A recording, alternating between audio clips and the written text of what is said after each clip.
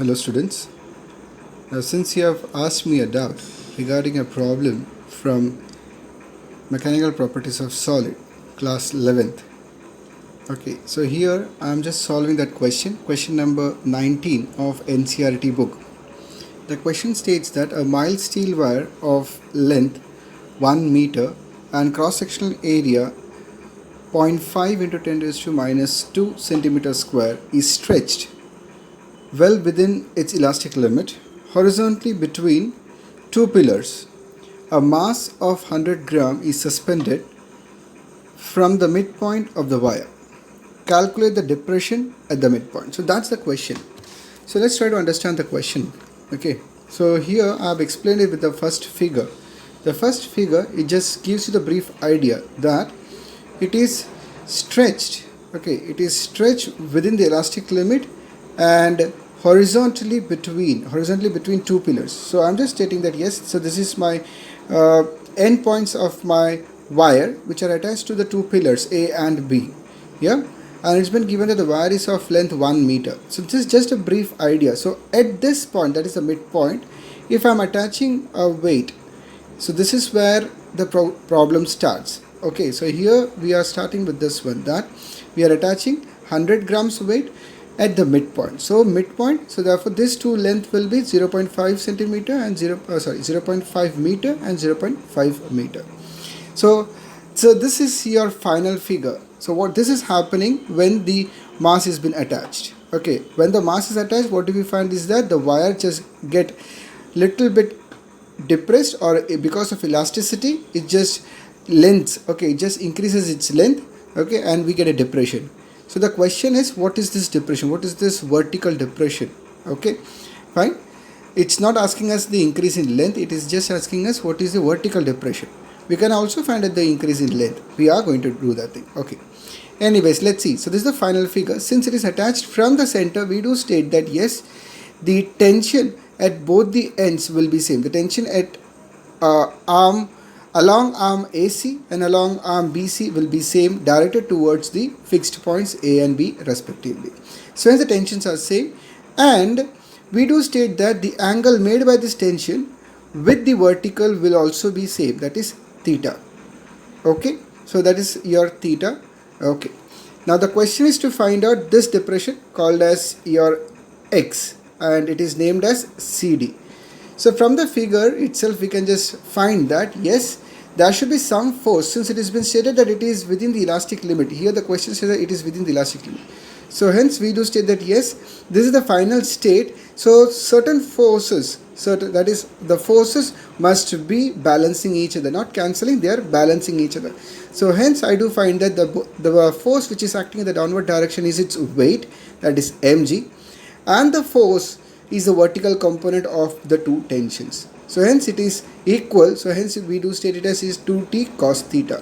So hence I just do state it as 2t cos theta is equal to mg. So this is just the idea of your figure and the question. Now how to start, that's the question. The question is like, since the question is, I just wrote every step which I am just gonna think or say. I have almost written everything. So it says that since the question is about depression, it must involve strain. Yes, that's right. Since we have to find out the depression, it must involve strain. So we do know the formula for strain. Strain is equal to stress upon your Young's modulus. Stress upon Young's modulus. Okay, so what are we gonna do?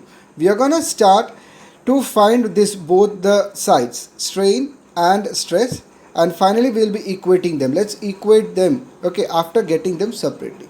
So let's just start with strain. So what is the meaning of strain? We are knowing. How do we define strain? Strain is defined is here. The strain is defined as the change in length per unit length. Okay, I would say per original length. Okay, change in length per unit length. Okay, change in length per unit length. So hence over here I do state that here this would be, I will be finding, so if I do state that my original length was capital L and that is equal to 2L. My original length is 2L. I need to find out what is this change in this length. So I can just see the figure. From the figure it is known to me that change in length would be, I do find there is an increase in length. Yeah. So what is that? It will be this whole ACB path. So ACB path minus the original length of AB. So ACB path can be written as 2 times AC. I would say it is AC plus CB. Yeah.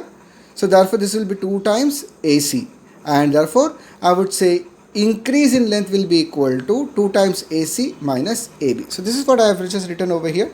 From the figure, increase in length is equal to, what do we find increase in length as? It is AC plus BC minus AB. That's the figure explaining. Yeah, and then from the figure itself, as I just stated, I have wrote the next step. So I just explained that thing to you. That is AC, 2 times AC minus the length, original length, and that is 2L. From the figure, what we can see here, the figure itself states that yes, if I need to find out AC, AC is the hypotenuse of this triangle called as ADC. So hence I will be using my Pythagoras theorem. Therefore I can just say that AC is equal to root of AD square plus DC square. Okay, so it is L square plus x square the whole under root. That is my AC. Just to remember this thing. So we have to remember this part. I will write it over here. That is, I will write my AC is equal to L square plus x square the whole raised to half. That is root of L square plus x square. So that is what has been used over here. I have used it. This will be used frequently here. So therefore this will be x square plus L square raised to half minus 2L. Okay.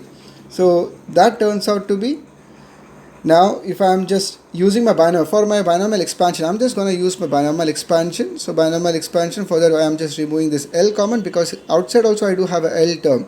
So I am removing L common instead of x. So when I am removing L common, it becomes root of L square. So it becomes L over here, and 1 plus x square by L square.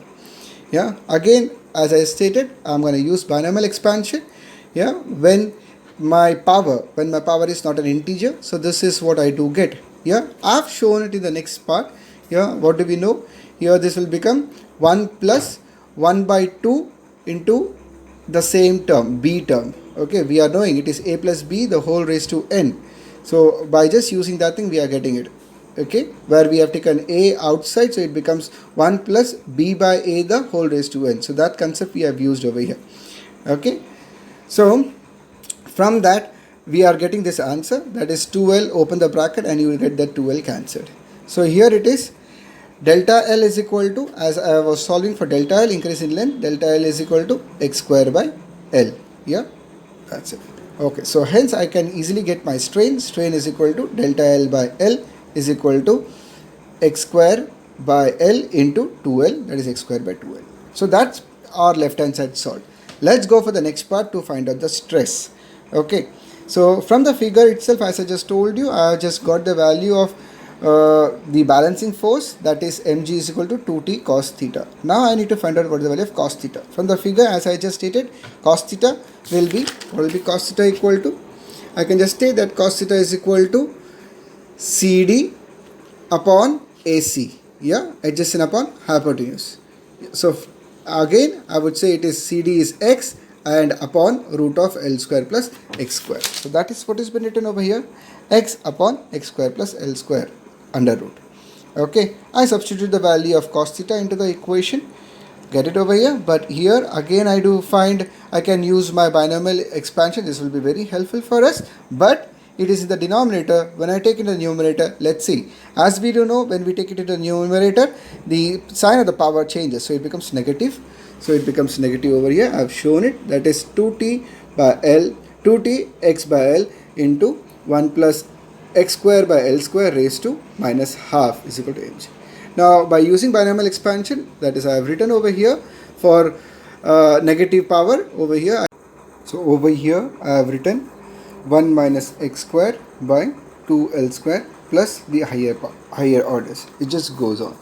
So ignoring the higher order of x square by L square, we get 1 minus x square by 2L square approximately equal to 1, because x is much more smaller than L. So therefore equation number 2 becomes, when I am just substituting this value over here in equation number 2, the equation number 2 turns out to be 2t into x by L into 1 is equal to mg. So from there we derive the equation for t is equal to mgl by 2x. Now we can write the equation for stress. Stress is equal to T by A, which is equal to mgl by 2xa. So now, as I stated earlier, we can go for the equation for strain. Strain is equal to stress upon Young's modulus. So strain we have derived in equation number 1. From there we can get it as stress upon Young's modulus. So therefore, from just rearranging the terms, I get the value of x to be equal to L into third root of or cube root of mg by A into Young's modulus. Substituting their values, I do get these terms. The calculation is very simple. Over here it is 0.5 into the inverse of cube root of 100 is 0.215, and this is inverse of 10. So therefore I do get it as x is equal to 0.01074 meter, and that can be approximately written as 1 centimeter. So hence we do state that x is 0.01 meter or 1 centimeter.